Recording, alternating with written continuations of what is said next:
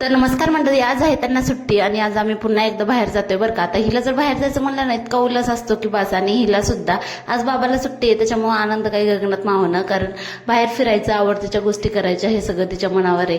त्याच्यानंतर मग आम्ही निघालो, कारण आज घ्यायचं आहे आम्हाला आरूचं ऍडमिशन. ती आता 4 वर्षाची झाली आणि तिचं ऍडमिशन करण्यासाठीच आम्ही तिथं स्कूलमध्ये जातोय.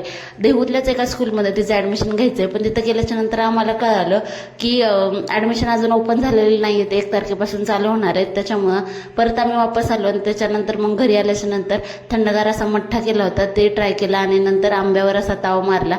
गाता कशी आंबे खाते. त्याच्यानंतर मैत्रिणींच्या इथं गेले होते. हे नवीन फळ दाखवलं, ह्याला आळीव असं म्हणतात. तुम्हाला माहिती आहे का? नक्की कमेंटमध्ये सांगा.